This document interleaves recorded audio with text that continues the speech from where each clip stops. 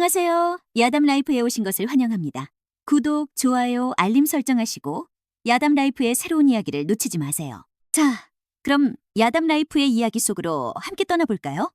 가을이 찾아오고 한양장터를 스치는 차가운 바람이 낙엽을 휘날렸다. 해가 멀리 산맥 너머로 떠오르자 장터는 이미 행상인들의 외침 소리로 분주했다. 갓 구운 떡의 향기와 달콤한 홍시 내음이 어우러져 수도의 전형적인 가을 아침 분위기를 자아냈다. 붐비는 시장 한 구석에서 누더기 옷을 입은 마른 체구의 사람이 떨어진 쌀알을 줍고 있었다. 그는 시장에서 가장 어리석은 거지로 알려진 칠성이었다. 그의 헝클어진 머리카락은 젊은 나이에도 하얗게 새어 있었고 마른 얼굴에 박힌 커다란 눈은 늘 어린아이처럼 멍한 표정을 띠고 있었다. 그의 거칠어진 손바닥은 고된 노동의 과거를 말해주고 있었지만 지금은 단지 어리석은 거지로만 알려져 있을 뿐이었다.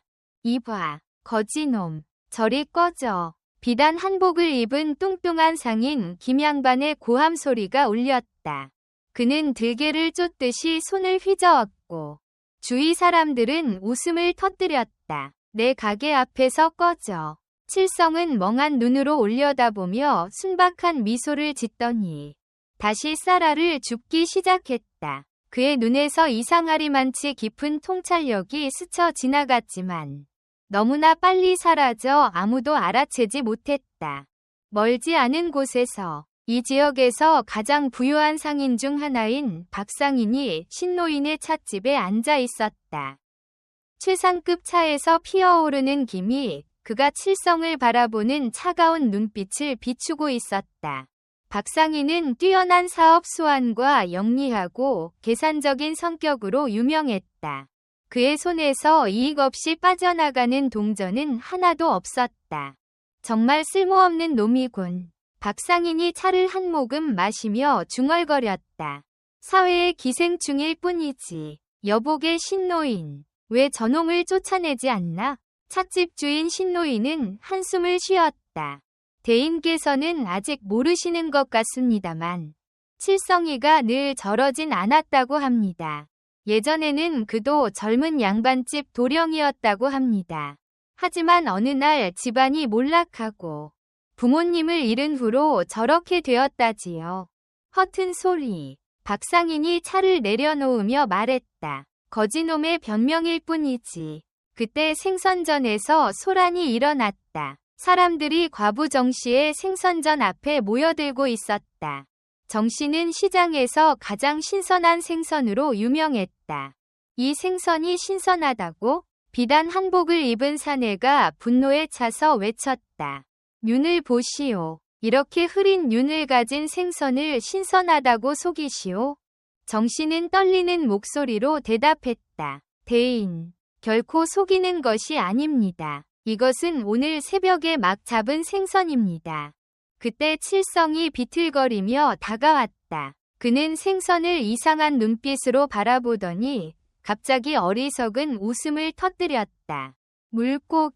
물고기가 자고 있어요. 눈이 잠들었어요. 사람들이 웃음을 터뜨렸다. 닥쳐라. 바보 같은 놈. 누군가가 소리쳤다. 하지만 그 자리에 있던 한 노인이 갑자기 놀란 표정을 지었다. 잠깐만요. 제 아버지께서, 어부셨던 아버지께서 말씀하시길 어떤 물고기들은 알을 낳을 때가 되면 눈이 흐려진다고 하셨습니다. 그것이 가장 신선하고 기름진 생선의 징조라고요. 정씨는 얼굴이 밝아졌다. 맞습니다. 이 생선들은 모두 알을 베고 있어요. 제가 어떻게 나쁜 생선을 팔겠습니까? 사람들이 생선을 자세히 살펴보기 시작했다. 과연 노인의 말대로였다. 생선의 배는 알이 가득 차 있었고 그것은 분명 최상품의 징조였다. 비단 한복을 입은 사내는 얼굴이 붉어졌다. 그는 서둘러 사과를 하고 생선을 사갔다. 칠성은 그 모든 광경을 멍한 눈으로 바라보다가 다시 쌀알을 줍기 시작했다. 한양의 거리는 이른 봄의 서늘한 공기로 가득했다. 겨울의 마지막 한기가 아직 남아있었지만 여기저기서 봄 소식을 전하는 매화 꽃봉오리들이 슬그머니 고개를 내밀고 있었다. 장터 한켠에서 칠성은 여전히 그의 일상적인 모습으로 하루를 보내고 있었다. 하지만 오늘은 무언가 달랐다. 그의 눈빛에는 평소와 다른 깊은 불안감이 서려 있었다. 큰일이 올 것 같아. 큰일이. 그는 중얼거렸다. 그때 장터를 가로질러 화려한 행렬이 지나가기 시작했다. 임금의 친척인 원양군이 시차를 나온 것이었다. 호화로운 가마를 타고 가는 원양군의 모습에 장사꾼들과 백성들은 공손히 고개를 숙였다. 박상희는 이 기회를 놓치지 않으려 했다.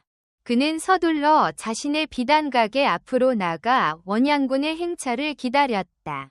이번 기회야말로 자신의 사업을 더욱 크게 키울 수 있는 절호의 찬스라고 생각했다. 저기, 칠성이 갑자기 박상인 앞에 나타났다. 난리. 오늘은 원양군을 만나지 마세요.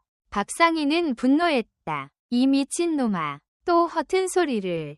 그러나 칠성은 계속해서 중얼거렸다.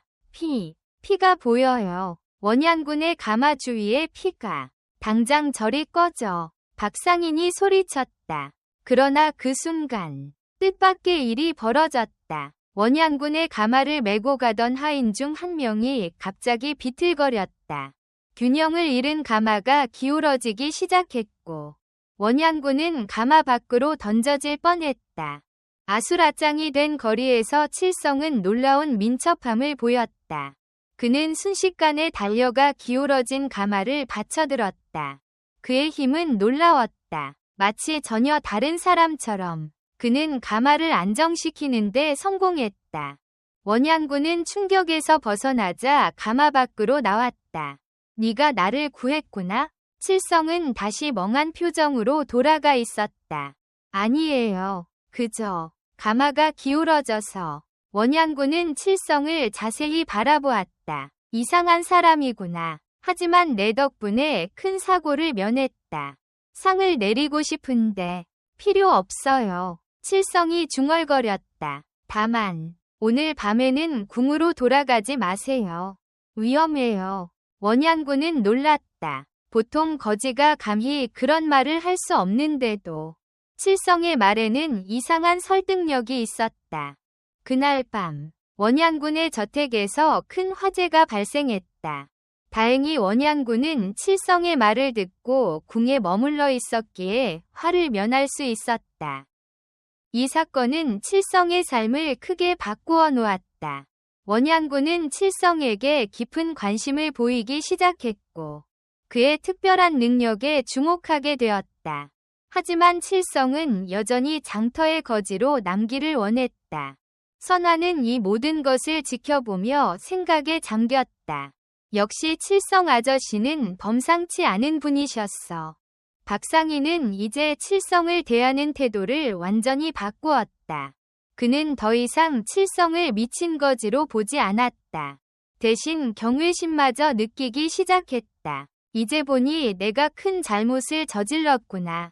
박상희는 깊은 한숨을 내쉬었다. 사람을 겉모습으로만 판단했으니 원양군의 일이 있은 후로도 칠성은 변함없이 장터 구석에서 쌀알을 줍고 있었다.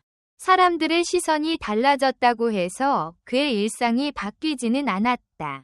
그는 여전히 그 순박한 미소를 머금은 채 하루하루를 보냈다. 어느 날 장터에 큰 소동이 일어났다. 두 상인이 땅 문제로 크게 다투고 있었다. 서로가 자신의 땅이라고 우기며 말다툼은 점점 거세져 갔다. 이 땅은 내 조상 대대로 내려온 것이오. 무슨 말도 안 되는 소리요. 분명 우리 할아버지 때부터 우리 것이었소. 사람들이 모여들었지만 누구도 이 분쟁을 해결할 수 없었다. 두 상인은 이미 감정이 격해져 서로를 노려보기만 했다. 그때 칠성이 비틀거리며 그곳을 지나가다가 멈춰 섰다. 그는 한참을 땅을 바라보더니 갑자기 웃음을 터뜨렸다. 땅이 울고 있어요. 모두가 그를 쳐다보았다. 또 시작된 칠성의 엉뚱한 말이라고 생각했다. 땅은 모두의 것인데 왜 싸우나요? 땅은 우리를 키워주는 어머니. 어머니는 자식들이 싸우면 슬퍼하시는데 칠성의 말은 어눌했지만 그 속에 담긴 뜻은 깊었다. 두상이는 그 말을 듣고 잠시 멈칫했다. 자식들이 서로 싸우면 어머니는 마음이 아파요. 땅도 마음이 아플 거예요. 칠성의 단순하면서도 순수한 말이 두 상인의 마음을 움직였다. 그들은 서로를 바라보았다. 우리가 너무 이기적이었소. 그래요. 이렇게 다투는 것이 부끄럽군요. 결국 두 상인은 화해하고 땅을 공평하게 나누어 쓰기로 했다. 칠성은 그저 멍한 표정으로 그들을 바라보다가 다시 비틀거리며 걸어갔다. 이 일을 지켜본 선화는 깊은 감동을 받았다. 칠성의 순수한 마음이 복잡한 세상의 문제를 이렇게 쉽게 풀어낼 수 있다는 것이 놀라웠다. 박상인도 이 광경을 보며 생각에 잠겼다. 자신이 평생 쌓아온 지혜로도 풀지 못할 문제를 칠성은 그저 순수한 마음 하나로 해결해낸 것이다. 세상의 지혜는 높은 곳에 있는 것이 아니라 가장 낮은 곳에 있는 것인가. 박상인은 중얼거렸다. 한양을 뜨거운 태양이 내리쬐었다. 며칠째 계속되는 무더위에 장터의 채소들은 시들어가고 있었다. 길가의 나무들도 잎사귀가 누렇게 변해가고 평소에는 생기 넘치던 꽃들도 고개를 푹 숙이고 있었다. 선화는 걱정스러운 표정으로 하늘을 올려다보았다. 비가 오지 않은 지 벌써 한 달이 넘어가고 있었다. 올해는 농사를 망치겠구나. 채소를 파는 상인들이 한숨을 쉬었다. 그들의 얼굴에는 깊은 시름이 가득했다. 가뭄이 길어지면서 채소값은 날이 갈수록 올라갔고 백성들의 한숨 소리도 깊어져 갔다. 박상인도 근심이 깊어졌다. 그의 창고에 보관된 곡식들이 습기를 잃고 상하기 시작했기 때문이다. 매일 아침 창고를 점검할 때마다 그의 얼굴에는 그늘이 짙어졌다. 그날도 칠성은 평소처럼 장터를 돌아다니고 있었다.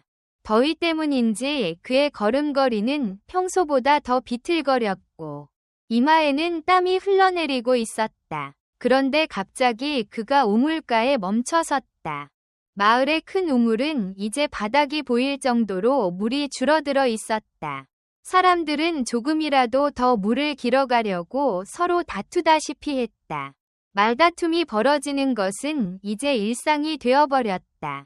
칠성은 한참을 우물 속을 들여다보았다. 그의 눈에는 평소와는 다른 깊은 슬픔이 어려 있었다. 갑자기 그가 중얼거리기 시작했다. 물이 슬퍼해요. 사람들이 너무 많이 가져가서. 사람들은 평소처럼 그의 말을 귀담아 듣지 않았다. 오히려 누군가는 이런 때에 미친놈의 헛소리나 듣고 있을 땐야 며 화를 냈다. 하지만 선화는 달랐다. 그녀는 예전의 경험들을 떠올리며 주의 깊게 칠성의 말을 들었다. 그의 엉뚱해 보이는 말들이 항상 어떤 진실을 담고 있다는 것을 그녀는 알고 있었다. 칠성 아저씨, 무슨 말씀이세요? 칠성은 마치 어린아이처럼 순진한 눈으로 선화를 바라보았다. 물을 아껴 써야 해요. 하늘이 화가 났어요. 사람들이 서로 미워하고 다투니까. 그의 말에는 깊은 뜻이 담겨 있었다. 가뭄으로 인해 사람들은 점점 이기적이 되어가고 있었다. 서로를 배려하는 마음은 사라지고 각자의 이익만을 챙기려 했다. 선화는 깊은 생각에 잠겼다. 그리고 마을 사람들에게 제안을 했다. 우리 모두 물을 아껴 쓰고 서로 나누어 쓰는 건 어떨까요? 혼자만 많이 쓰면 결국 우물이 마르고 말 텐데. 처음에는 아무도 그녀의 말에 귀를 기울이지 않았다. 하지만 박상인이 나서서 그녀의 말에 동의했다.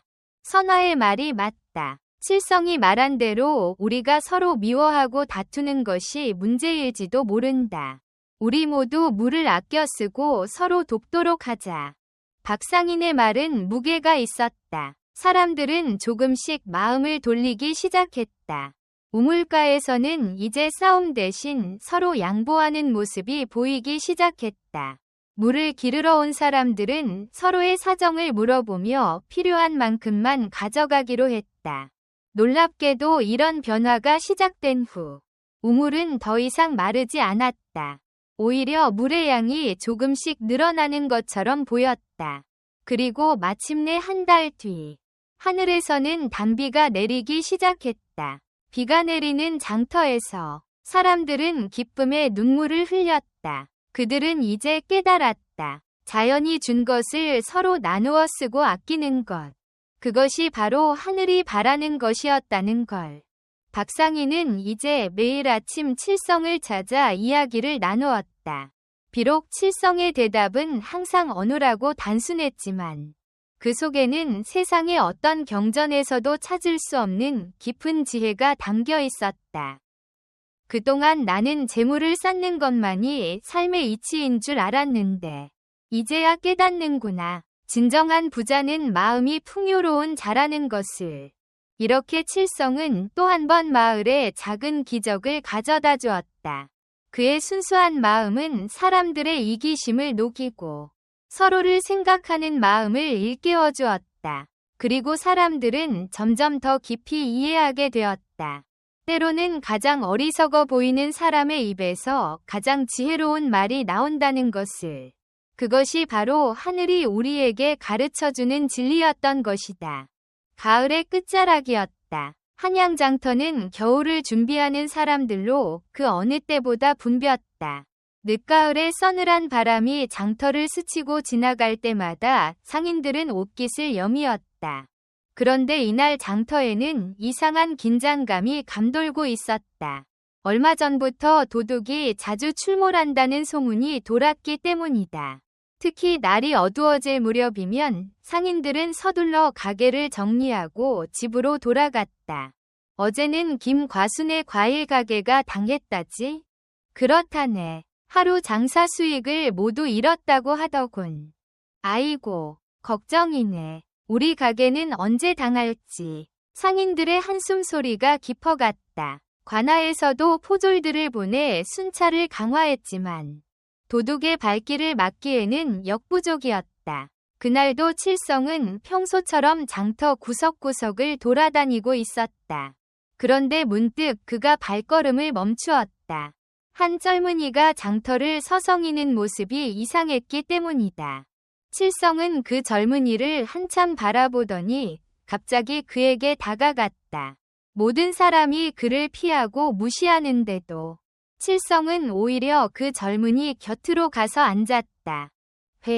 배가 고프죠? 칠성이 어눌하게 말을 걸었다. 젊은이는 깜짝 놀랐다. 아무도 자신에게 말을 걸지 않았는데 하필 이거지가. 이거 드세요. 칠성은 자신이 아껴둔 빵 조각을 내밀었다. 젊은이의 눈시울이 붉어졌다. 사실 그는 며칠째 굶고 있었다. 고향에서 돈을 벌기 위해 한양으로 왔지만 일자리를 구하지 못했다. 결국 도둑질을 생각하게 된 것이다. 저는 젊은이가 떨리는 목소리로 말을 시작했다. 마음이 아프시죠? 칠성이 순진한 눈으로 젊은이를 바라보았다. 저도 마음이 아플 때가 많아요. 하지만 좋은 사람들이 있어서 살아갈 수 있어요. 이 단순한 말이 젊은이의 마음을 울렸다. 그는 자신이 하려던 일을 부끄럽게 생각하기 시작했다. 이 광경을 지켜보던 박상인이 다가왔다. 그는 이미 상황을 눈치챘다. 젊은이, 일자리가 필요한가? 젊은이는 놀라서 고개를 들었다. 우연히 들었는데 내 창고에서 일할 사람이 필요하다네. 관심 있나? 그날 이후 젊은이는 박상인의 창고지기가 되었다. 그는 성실하게 일했고 얼마 지나지 않아 장터 사람들의 신임을 얻었다. 도둑 소문은 자연스럽게 잦아들었다. 사람들은 이 모든 것이 칠성 덕분이라는 것을 알지 못했다. 하지만 선아는 알고 있었다. 칠성이 그의 순수한 마음으로 또 한 사람의 인생을 바꾸어 놓았다는 것을. 어쩌면 우리가 칠성 아저씨처럼 순수한 마음으로 세상을 바라본다면 이 세상의 많은 문제들이 해결될 수 있지 않을까요? 선아는 생각했다. 박상인도 깊은 생각에 잠겼다. 자신은 평생 사람을 의심하고 경계하며 살아왔다. 하지만 칠성은 그저 순수한 마음으로 사람을 대했고 그것이 오히려 더 큰 변화를 만들어냈다. 장터에는 이제 평화가 찾아왔다. 사람들은 서로를 더 믿고 이해하게 되었다. 그리고 그 중심에는 항상 칠성이 있었다. 비록 그는 여전히 장터 구석구석을 어리숙하게 돌아다니는 거지였지만 사람들의 마음속에는 어느새 그가 특별한 존재로 자리 잡고 있었다. 저녁 무렵 노을이 장터를 붉게 물들일 때면 사람들은 이제 더 이상 서둘러 떠나지 않았다. 대신 그들은 칠성이 장터 한켠에 앉아 중얼거리는 말에 귀를 기울였다. 그의 어눌한 말 속에는 항상 깊은 지혜가 담겨 있었기 때문이다. 사람은 서로 믿어야 해요. 믿으면 마음이 따뜻해져요. 겨울의 한기가 한양장터를 엄습했다. 매서운 바람이 거리를 쓸고 지나갈 때마다 상인들은 몸을 움츠렸다. 하지만 그보다 더 차가운 것은 사람들의 마음이었다. 장터에 괴질이 돌기 시작했기 때문이다. 또 김노인네 집에서 환자가 나왔다더군. 이러다가 장터가 폐쇄되는 것 아닌가.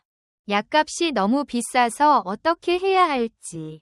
병자의 수는 날이 갈수록 늘어났다.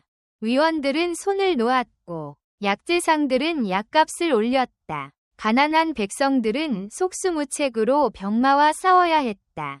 이날도 칠성은 장터를 돌아다니고 있었다. 그런데 갑자기 그가 약재상 앞에서 멈춰섰다. 한참을 약재들을 바라보던 그가 중얼거리기 시작했다. 저기, 저 풀이 아픈 사람들을 부르고 있어요. 사람들은 평소처럼 그의 말을 귀담아 듣지 않으려 했다. 하지만 이번에는 선아가 관심을 보였다.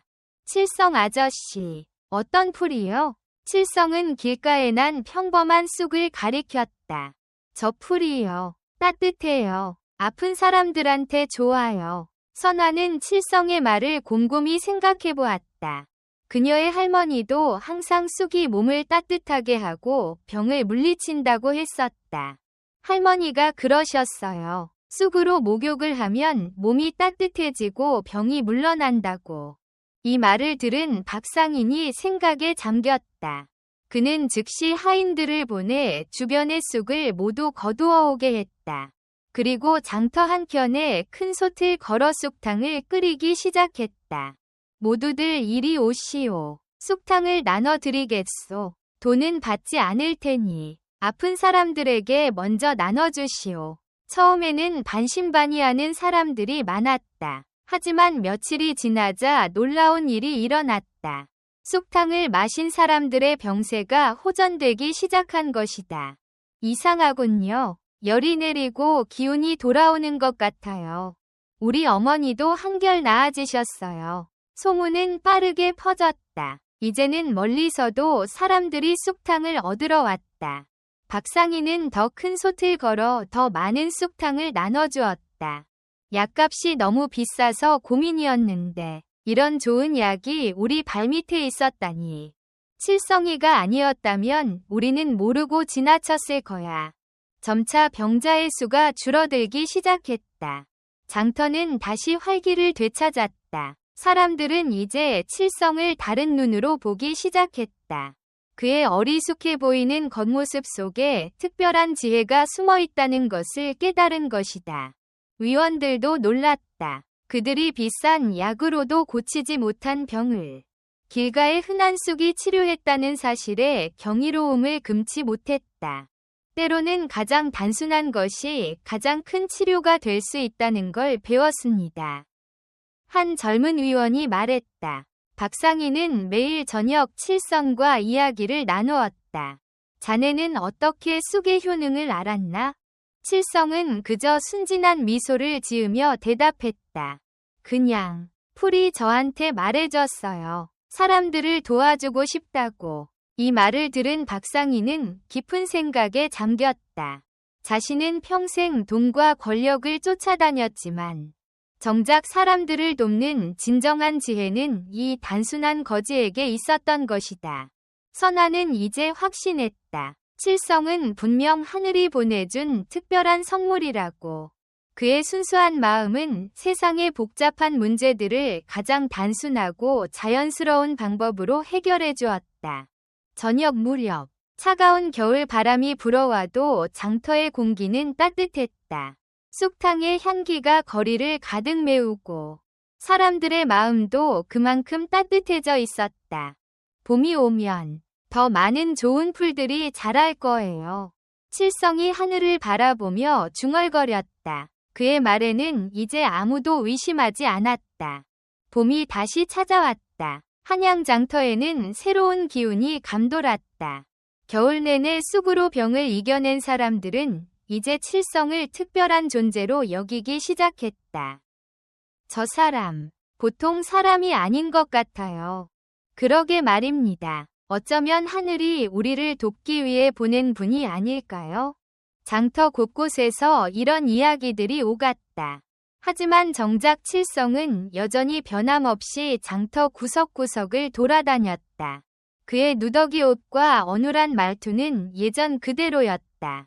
그러던 어느 날, 장터에 큰 소동이 일어났다. 어떤 상인이 분노에 차서 소리를 지르고 있었다. 이놈아, 네가 감히 내 물건을 훔치려 했단 말이냐. 어린 소년 하나가 덜덜 떨며 서 있었다. 그의 손에는 빵 한 조각이 들려 있었다. 죄송합니다. 너무 배가 고파서. 상인은 더욱 화를 냈다. 이놈, 오늘은 내 손목을 쳐야겠다. 그때 칠성이 비틀거리며 다가왔다. 그는 소년 앞에 서서 자신의 등을 두드렸다. 배가 아팠나 보네. 나도 많이 아팠어. 칠성이 주머니를 뒤적거리더니 조개 껍데기 몇 개를 꺼냈다.